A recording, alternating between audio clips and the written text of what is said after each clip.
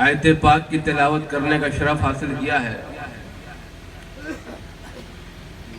اس سے پہلے ایک بات یہ عرض کرنا چاہتا ہوں کہ ہم اہل سنت والجماعت صرف 3 ہی پروگرام کرتے ہیں، صرف 3 ہی محفلیں منعقد کرتے ہیں۔ یا تو ہم میلاد النبی صلی اللہ تعالی علیہ وسلم مناتے ہیں، یا شہید اعظم امام حسین رضی اللہ تعالیٰ عنہ کی شہادت مناتے ہیں، یا اولیاء کرام کے آراس عرس مناتے ہیں جیسا کہ آج منا رہے ہیں۔ تو ہم اہل سنت والجماعت کے پروگرام صرف 3 ہیں: میلاد، شہادت اور عرس۔ تو کوئی آپ سے پوچھ سکتا ہے، سوال کر سکتا ہے کہ آخر آپ اہل سنت والجماعت صرف 3 ہی پروگرام کیوں کرتے ہیں؟ صرف 3 ہی محفلیں کیوں منعقد کرتے ہیں، مناتے ہیں؟ تو آپ جواب دیں گے کہ دین ہمیں بہت پیارا ہے، دین ہمیں بہت عزیز ہے، دین ہمیں جان سے زیادہ پیارا ہے۔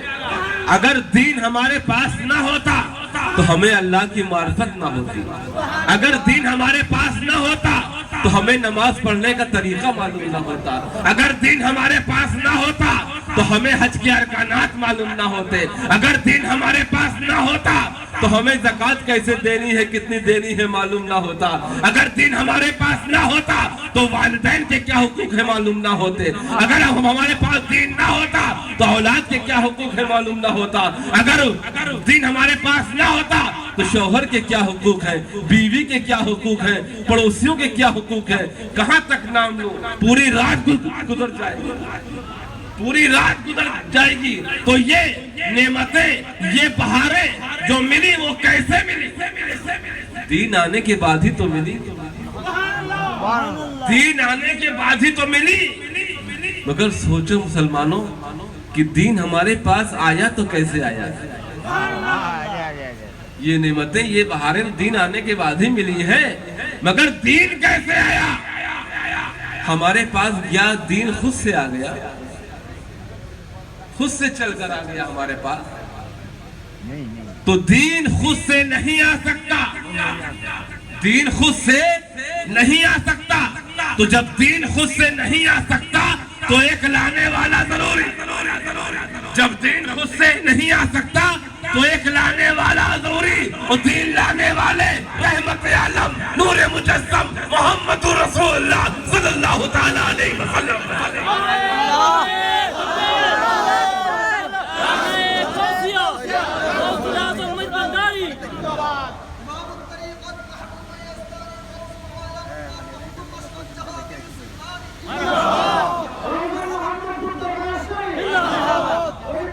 مبارک سید شاہ احمد جمال اشرف الجیلانی،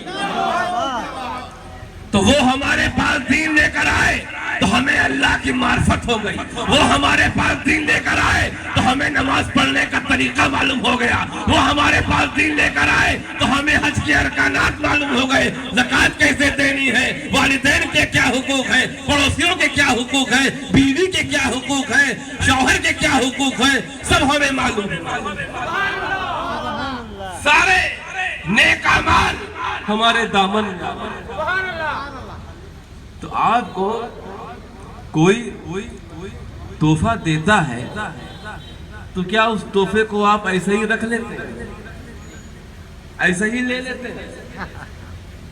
کوئی اگر تحفہ کو دیتا ہے، گفٹ دیتا ہے، تو آپ اس کا شکریہ ادا کرتے ہیں، تھینکس کہتے ہیں۔ تحفہ چاہے چھوٹا ہو چاہے بڑا ہو، تحفہ تحفہ ہے۔ ہر تحفے کا شکریہ، ہر تحفے کا شکریہ ادا کرنا ہے۔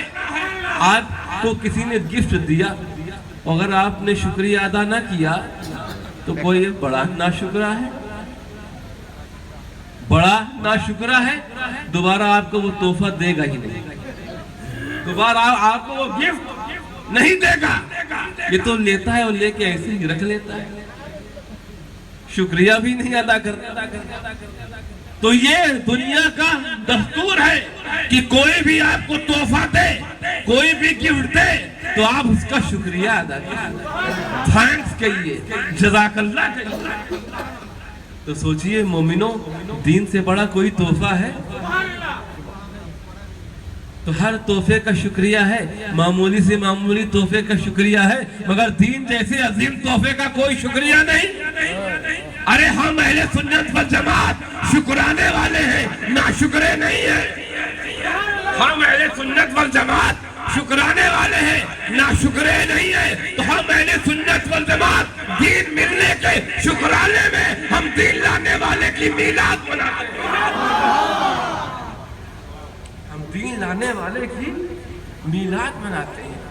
ارے میلاد پاک تو اتنی بڑی عظمت, اتنی بڑی برکتیں ہیں اس میں, رحمتیں ہیں, بہت عظمت ہے میلاد پاک, بہت بڑا مرتبہ ہے. ارے میں کہتا ہوں کہ جو میلاد پاک مناتا ہے وہ مرتبے والا ہو جاتا ہے. جو میلاد پاک مناتا ہے وہ بلندی والا ہو جاتا ہے. جو میلاد پاک مناتا ہے وہ عظمت والا ہو جاتا ہے. اور یہ میں نہیں کہتا, اپنے وقت کے بہت بڑے امام حضرت امام جلال الدین سیوطی رحمۃ اللہ تعالی, جن کی جلالین تفسیر کی عظیم کتاب مدرسوں میں پڑھائی جاتی ہے, آپ فرماتے ہیں میلاد پاک کے تعلق سے کہ ما من بیت او مسجد او محلت قریا مولد النبی صلی اللہ تعالی علیہ وسلم حفت علیہم الملائکہ. آپ فرماتے ہیں کہ جس مکان میں, جس مسجد میں, جس محلے میں میلاد النبی صلی اللہ تعالی علیہ وسلم منائی جاتی ہے تو فرشتے اس محفل پر پروں کا سایہ کر لیتے ہیں. فرشتے اس محفل پر پروں کا سایہ کر لیتے ہیں. تو سوچئے کہ یہ میلاد منانے والوں کی شان ہے, یہ میلاد منانے والوں کی شان ہے کہ جو بھی میلاد النبی صلی اللہ تعالی علیہ وسلم مناتا ہے تو فرشتے اس کے سر پر پروں کا سایہ کر لیتے ہیں. تو جب میلاد پاک منانے والوں کی یہ شان ہے, جب میلاد پاک منانے والوں کی یہ شان ہے, تو خود میلاد پاک کی شان کا اندازہ کون لگا سکتا ہے؟ میلاد پاک کی عظمت کا اندازہ کون لگا سکتا ہے؟ اور ایک بات اور بتا دوں کہ جو دنیا میں میلاد النبی صلی اللہ تعالی علیہ وسلم مناتا ہے تو اس کے سر کے اوپر فرشتوں کے پر ہوتے ہیں, اس کے سر کے اوپر فرشتوں کے پر ہوتے ہیں. تو کل میدان محشر میں, کل میدان محشر میں جب میلاد منانے والے پل صراط سے گزریں گے تو حضرت جبرائیل علیہ السلام اپنا پر بچھا دیں گے.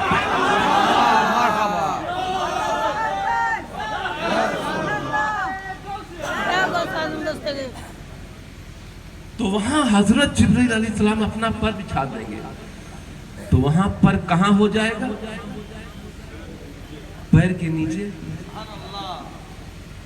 یہاں اوپر پر دنیا میں میلاد النبی صلی اللہ تعالی علیہ وسلم منانے والوں کے سر کے اوپر پر, اور آخرت میں پیر کے نیچے پر. وہاں پیر کے نیچے پر. تو آخر ایسا کیوں؟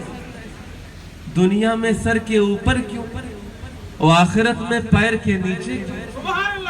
تو ایک بات ذہن میں بٹھا لیجئے کہ دنیا میں بلائیں اوپر سے نازل ہوتی ہیں, دنیا میں بلائیں اوپر سے نازل ہوتی ہیں. تو دنیا میں اوپر پر اور آخرت میں پل صراط کے نیچے جہنم ہے, پل صراط کے نیچے جہنم ہے. بلاؤں کا انبار, بلاؤں کا انبار ہے. تو دنیا میں اوپر پر اور آخرت میں نیچے پر. دنیا میں بلائیں اوپر سے نازل ہوتی ہیں, اس لیے اوپر پر, اس لیے اوپر پر اور آخرت میں پل صراط کے نیچے جہنم میں بلاؤں کا انبار ہے. تو وہاں نیچے پر تو کیا مطلب کہ میلاد منانے والے دنیا میں بھی بلاؤں سے محفوظ ہیں اور آخرت میں بھی بلاؤں سے محفوظ ہیں. نہ انہیں دنیا میں کوئی بلاؤں کا خطرہ ہے نہ کوئی آخرت میں بلاؤں. تو یہ میلاد پاک کی شان. تو ٹھیک ہے دین ہمارے پاس آ گیا, دین ہمارے پاس آ گیا, ساری نعمتیں ساری بہاریں اللہ کی معرفت سب کچھ ہمیں مل گیا. مگر جیسے ہی دین دنیا میں آیا تو کچھ لوگ ایسے پیدا ہو گئے جنہوں نے دین کو مٹانا چاہا, دین کو ختم کرنا چاہا, دین کو برباد کرنا چاہا. اس لیے کہ جیسے دین خود سے آ نہیں سکتا ویسے ہی دین خود کو بچا نہیں سکتا. جیسے دین خود سے آ نہیں سکتا ویسے ہی دین خود کو بچا نہیں سکتا. تو جیسے ایک دین لانے والا ضروری ویسے ہی ایک دین بچانے والا. جیسے ایک دین لانے والا ضروری ویسے ہی ایک دین بچانے والا ضروری. اور دین بچانے والے شہید اعظم امام حسین رضی اللہ تعالیٰ. اللہ اکبر یا رسول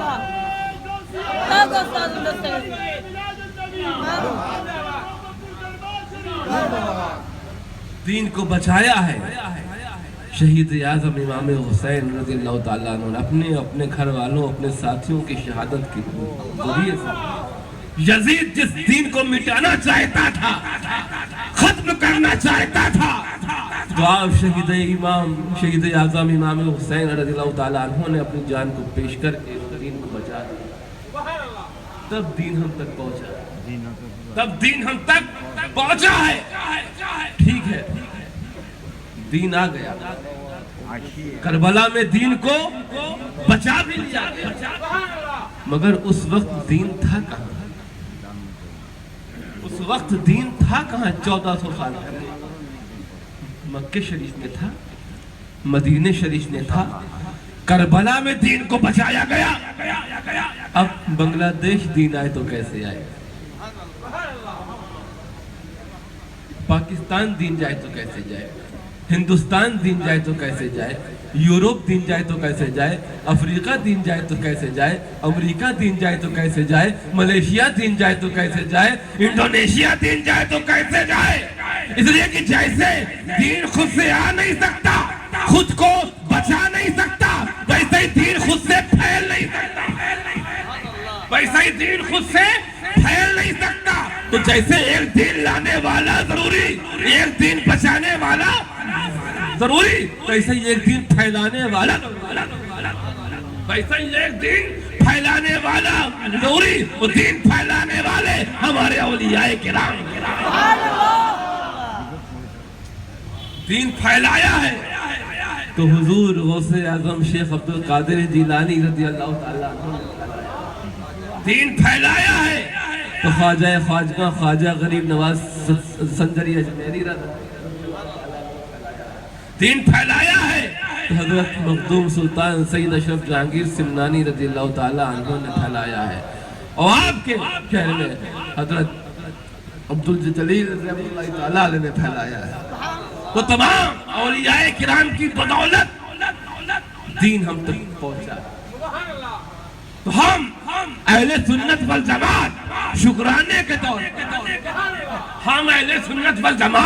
شکرانے کے طور پر دین لانے والے کی میلاد مناتے ہیں, دین بچانے والے کی شہادت مناتے ہیں, اور دین پھیلانے والے کا عرس مناتے ہیں. ہم اہل سنت والجماعت کے پروگرام صرف میلاد, شہادت, عرس. اور میں نے جس آیت پاک کی تلاوت کا شرف حاصل کیا ہے اس آیت پاک میں اللہ تعالیٰ اپنے ولیوں کا ذکر فرما, اپنے اولیاء کرام کا ذکر فرما رہا ہے. اور ارشاد ہی چوکا دینے والے, ارشاد ہی جھنجھوڑ دینے والے.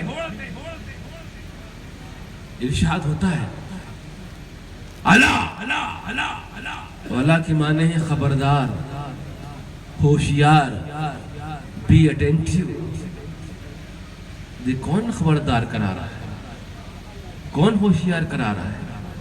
وہ رب کائنات, خالق کائنات, رب العالمین خبردار کرا رہا ہے. خبردار, ہوشیار, بادب باملائزہ. یہ کون فرما رہا ہے؟ مولا فرما رہا ہے. میں نے کہا ہے میرے مولا تو اتنا خبردار کرا رہا ہے, ہوشیار کرا رہا ہے, کیا تو اپنا ذکر کرنے جا رہا ہے؟ کیا تو اپنی جلالت شان کا ذکر کرنے جا رہا ہے؟ کیا تو اپنی عظمت شان کا ذکر کرنے جا رہا ہے؟ تو جواب ملا کہ میں اپنا ذکر کرنے نہیں جا رہا ہوں, بلکہ اپنے ولیوں کا ذکر کرنے جا رہا ہوں, اپنے محبوبوں کا ذکر کرنے جا رہا ہوں. تو اللہ تعالیٰ اپنے ولیوں کا ذکر کرنے سے پہلے خبردار کرا رہا ہے. ذکر بعد میں, پہلے خبردار ہو جاؤ, خبردار ہو جاؤ, ہوشیار ہو جاؤ, بادب ہو جاؤ.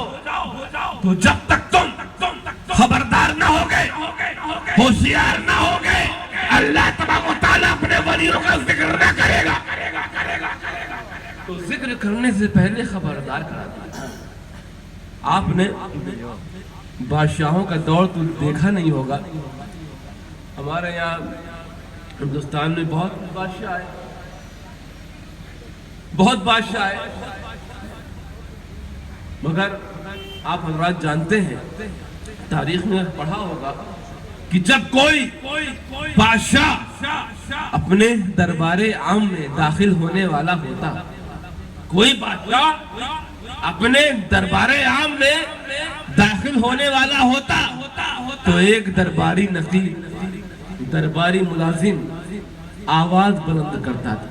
بادشاہ کے آنے سے پہلے آواز بلند کرتا تھا کہ خبردار, ہوشیار, بادب, باملائزہ, عالم پناہی, ذل الہی, بادشاہ فلاں فلاں تشریف لا رہے ہیں.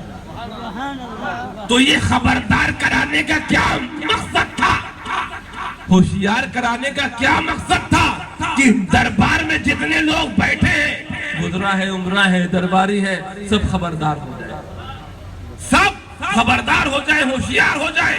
اب کوئی آپس میں بات چیت نہ کرے, سب کا دھیان, سب کی توجہ بادشاہ کی طرف ہو جائے. ایسا نہ ہو کہ بادشاہ دربار میں آ جائے اور کوئی آپس میں بات کرتا ہوا دکھائی دے اور بادشاہ کے غضب کا شکار ہو جائے اور سر قلم کرا دیا جائے. اسی لیے پہلے وارننگ دے دی جاتی تھی, پہلے ہی تنبیہ کرا دیا جاتا تھا, خبردار کرا دیا جاتا تھا.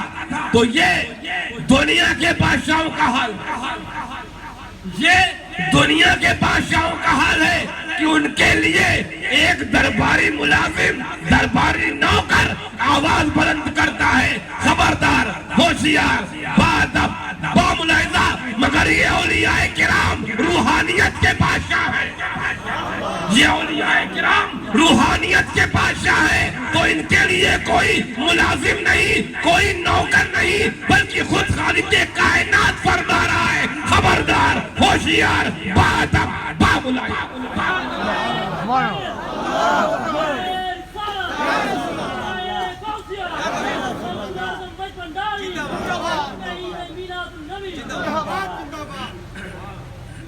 تو کیا اب بھی خبردار نہیں ہو,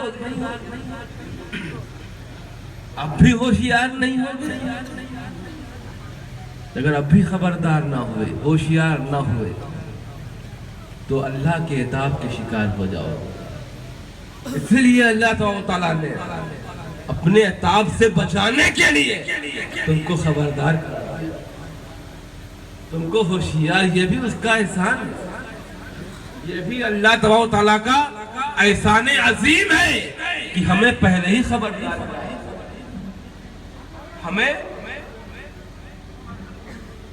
ہمیں پہلے ہی خبردار کرا دیا, ہوشیار کرا دیا کہ ہم ولیوں کی شان میں گستاخی کرنے سے بچیں, ولیوں کی شان میں گستاخی کرنے سے بچیں, اور ان کی عظمت کو سمجھیں, ان کے مرتبے کو سمجھیں. سوچئے جن اولیاء کرام کا ذکر اللہ تبارک و تعالیٰ خبردار کرا کر, ہوشیار کرا کر, بادب کرا کر فرما رہا ہے. تو ان اولیاء کرام کی شان کا اندازہ کون لگا سکتا ہے؟ وہ آگے فرماتا ہے اِنَّا، آگے فرماتا ہے اِنَّا، اِنَّا کے معنی ہے بے شک، اِنَّا کے معنی بے شک، پہلے اعلیٰ وہ اب اِنَّا، پہلے اعلیٰ ابھی ذکر نہیں ہوا ہے، ابھی تو تاکید پہ تاکید ہو رہی ہے، ابھی اولیاء کرام کا ذکر نہیں ہوا ہے، ابھی تو تاکید ہو رہی ہے، پہلے اللہ کے ذریعے سے اب اِنَّا کے ذریعے، اور اِنَّا کے معنی ہے بے شک۔ میں نے کہا ہے میرے مولا تجھے بے شک کہنے کی کیا ضرورت ہے؟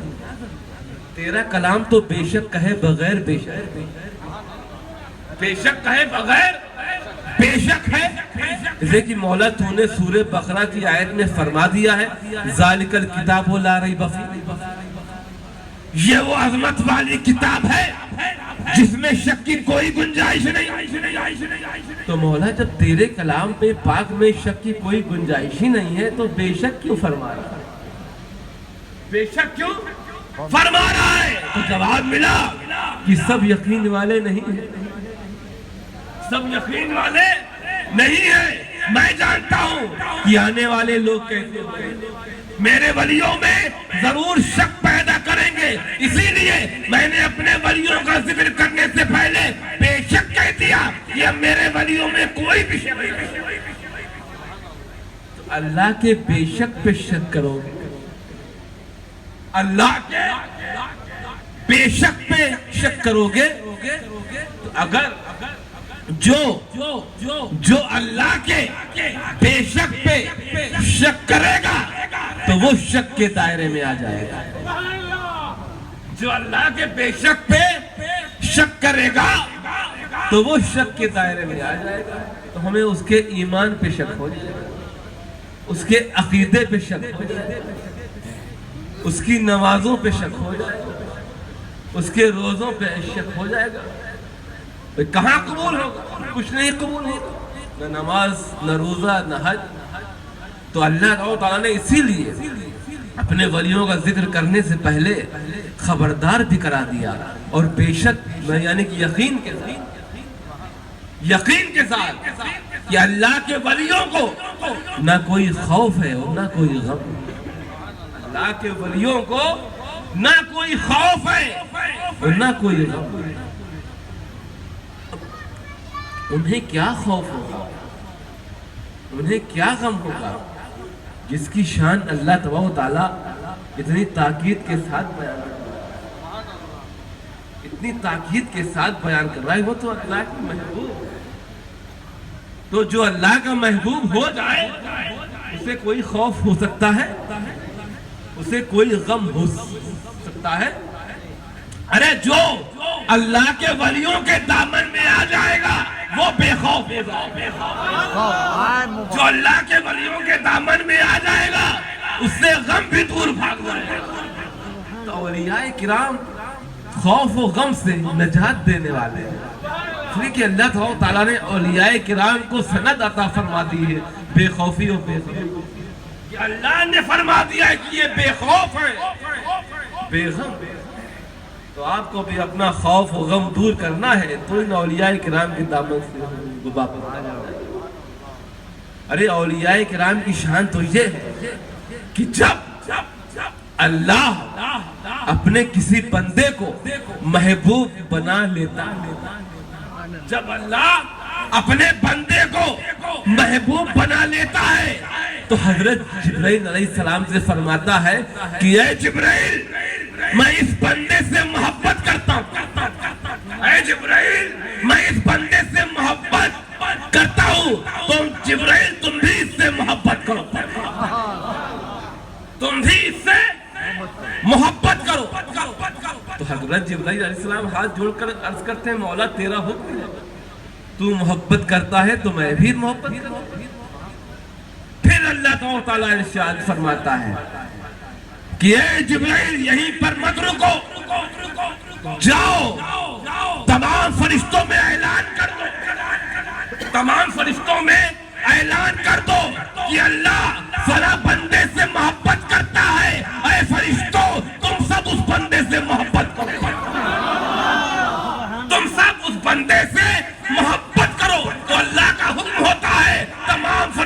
بندے سے محبت کرنے لگتے ہیں، تمام فرشتے اس بندے سے محبت کرتے ہیں۔ پھر اللہ تبارک و تعالیٰ ارشاد فرماتا ہے کہ اے جبرائیل ابھی بھی مت رکو، ابھی بھی مت رکو، تمام فرشتوں کے ساتھ زمین پر اتر جاؤ، تمام فرشتوں کے ساتھ زمین پر اتر جاؤ اور اس بندے کی محبت کی ہوا چلاؤ، اس بندے کی محبت کی ہوا چلا دو، اور ایسی ہوا چلاؤ کہ لوگوں کے دل میں اس کی محبت ہو جائے۔ پھر سارے لوگ اس بندے سے محبت کرتے ہیں۔ ارے آپ حضرات اتنے کثیر تعداد میں صاحب عرس کے آستانے پر آئے تو کیسے آئے ہیں؟ کیسے آئے ہیں؟ یہ محبت آپ کے دل میں کس نے ڈالی ہے؟ ایک ولی کے عرس میں آئے ہیں تو یہ محبت آپ کے دل میں کس نے ڈالی ہے؟ یہ اللہ کی ڈالی ہوئی۔ یہ محبت اولیاء کرام کے جو ہمارے دل میں ہے یہ اللہ کی ڈالی ہوئی ہے۔ تو سوچو کہ جس کے دل میں جس کی محبت اللہ ڈال دے تو اس کی محبت کو کون دل سے نکال سکتا ہے؟ کون نکال سکتا ہے؟ کسی کی مجال ہے نکالے؟ اللہ تبارک و تعالیٰ اس سے خود توبہ کی توفیق دے دے گا اور وہ خود اس سے محبت کرنے لگے گا۔ محبت سے روکنے والا ایک دن خود ان سے محبت کرنے لگے گا۔ تو یہ اولیاء تو لا خوف علیہم ولا هم یحزنون، ان اولیاء کرام کو نہ کوئی خوف ہے اور نہ کوئی غم۔ آگے ارشاد فرماتا ہے الذین آمنوا وکانوا یتقون، اور یہی اولیاء کرام ایمان والے ہیں۔ یہ میں نہیں کہہ رہا ہوں، یہ اللہ تبارک و تعالیٰ ارشاد فرما رہا ہے اپنے ولیوں کی شان میں۔ الذین آمنوا، یہی اولیاء کرام ایمان والے۔ اب ایمان والا کون ہے؟ ایمان والا کون ہے؟ اللہ کے ولی اولیاء کرام ہے۔ اور سند دینے والا کون ہے؟ ایمان کی سند دینے والا کون ہے؟ اللہ تبارک و تعالیٰ۔ تو اللہ تبارک و تعالیٰ اولیاء کرام کو ایمان کی سند دے رہا ہے۔ ایمان کی سند، ایمان کی ڈگری، ایمان کا سرٹیفکیٹ اولیاء کرام کو دے دیا ہے۔ اب ایمان کی ڈگری چاہیے تو کہاں جاؤ گے؟ اب تمہیں ایمان کا سرٹیفکیٹ چاہیے، ایمان کی سند چاہیے، ایمان کی ڈگری چاہیے، کہاں جائیں؟ الحمدللہ آپ یونیورسٹی میں جاتے ہیں تو اگر آپ کو سند چاہیے، بی اے کی سند ہو، ایم اے کی سند ہو، انجینئرز کی سند ہو، ڈاکٹرز کی سند ہو، جو بھی سند ہو، مگر سند دے گا وہی جس کے پاس آلریڈی وہ سند ہو۔ انجینئر ہی انجینئر کو سند دے گا، ڈاکٹر ہی ڈاکٹر کو سند دے گا، جاہل دے گا؟ انجینئر کی سند جو ہے، ڈگری جو ہے، سرٹیفکیٹ جاہل دے گا؟ وہی تو دے گا۔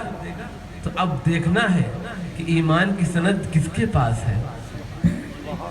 ہمیں ایمان کی دولت چاہیے، ہمیں ایمان چاہیے، مگر دیکھنا ہے ایمان کس کے پاس ہے، ایمان کس کے پاس ہے۔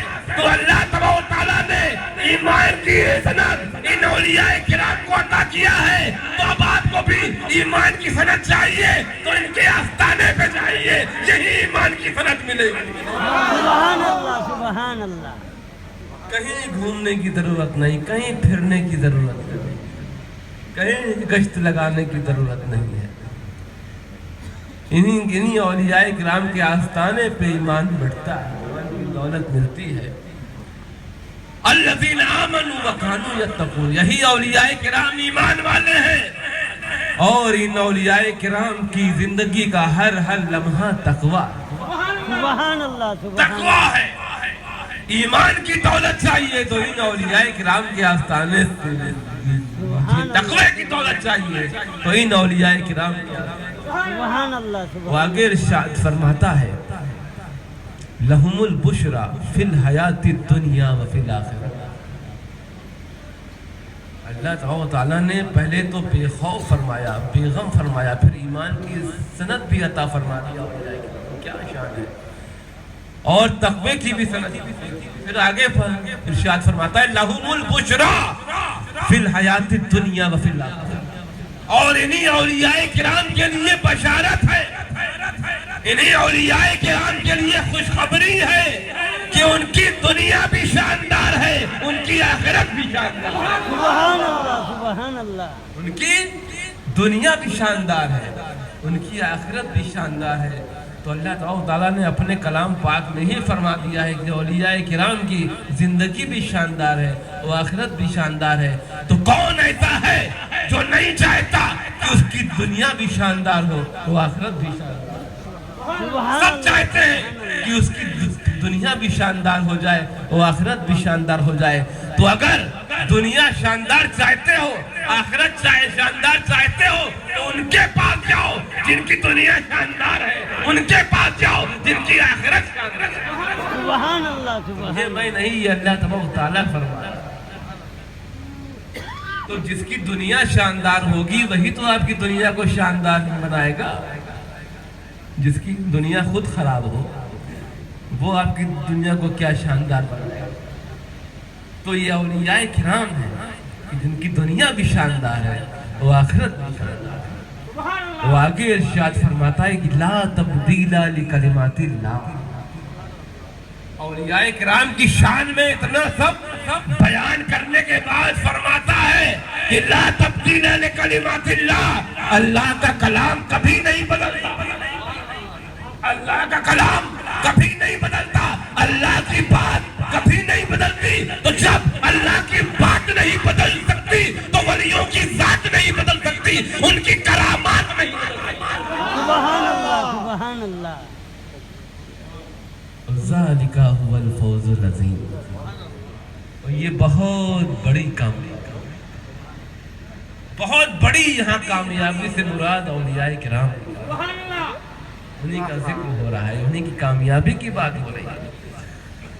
عظیم فرما رہا ہے ذالک هو الفوز العظیم، یہ بہت بڑی کامیابی ہے. تو اللہ تبارک تعالیٰ ولیوں کی کامیابی کو عظیم فرما رہا ہے، عظیم فرما رہا ہے. اللہ تعالیٰ نے پوری کائنات کو پیدا فرمایا، زمین سے لے کے آسمان تک پیدا فرمایا. اور زمین و آسمان کے بیچ میں جو کچھ ہے سب پیدا فرمایا. اور پیدا فرمانے کے بعد فرماتا ہے انما متاع الدنیا قلیل. کیا فرماتا ہے؟ انما متاع الدنیا قلیل. قلیل کے معنی ہوتے ہیں بہت تھوڑا، قلیل کے معنی ہوتا ہے تھوڑا. سوچیے آپ کو تھوڑا لگتا ہے، آپ کو قلیل لگتا ہے، زمین سے لے کے آسمان تک تھوڑا ہے. عظیم ہے کہ نہیں؟ کتنا عظیم، اندازہ ہی نہیں لگا سکتے آسمان کی اونچائی کتنی ہے. تو ہمارے نزدیک عظیم ہے مگر اللہ کے نزدیک قلیل ہے. ہمارے نزدیک بہت عظیم ہے مگر اللہ کے نزدیک قلیل ہے، تھوڑا ہے. اور اللہ تبارک و تعالیٰ جب اپنے اولیاء کرام کی کامیابی کی بات کرتا ہے تو فرماتا ہے ذالک هو الفوز العظیم، ذالک هو الفوز العظیم. تو اللہ نے جو کچھ بنایا ہے وہ قلیل ہے، وہ اللہ کے ولیوں کی کامیابی عظیم ہے. اللہ کے ولیوں کی کامیابی عظیم ہے. تو سوچو کہ جب تم اللہ کے قلیل کا اندازہ نہیں لگا سکتے، جب تم اللہ کے قلیل کا اندازہ نہیں لگا سکتے تو تم اللہ کے عظیم کا اندازہ کیسے لگاؤ گے؟ سبحان اللہ سبحان اللہ. اللہ کے عظیم کا اندازہ کیسے لگاؤ گے؟ تو ولیوں کی کامیابی کا اندازہ کوئی لگا پائے گا؟ پہلے قلیل کا اندازہ لگا لو، پہلے اللہ کے قلیل کا اندازہ لگا لو، بعد میں عظیم کا اندازہ لگا لو. بعد میں عظیم کا اندازہ لگانا. تو یہ اللہ تبارک و تعالیٰ نے اپنے ولیوں کی شان بیان کی ہے. تو اللہ تبارک و تعالیٰ ہمیں و آپ کو اولیاء کرام سے سچی محبت عقیدت عطا فرمائے, ان کے راستے پہ چلنے کی توفیق عطا فرمائے, ان سے سچی محبت عطا فرمائے, اور ہم سب کو صاحب عرف کے فیضان سے خوب فیضیاب فرمائے, مالا مال فرمائے, اور جو بھی حضرات یہاں سے وابستہ ہیں ان سب کے گھروں میں خوب رحمتیں برکتیں نازل فرمائے. وما علینا الا البلاغ. السلام علیکم.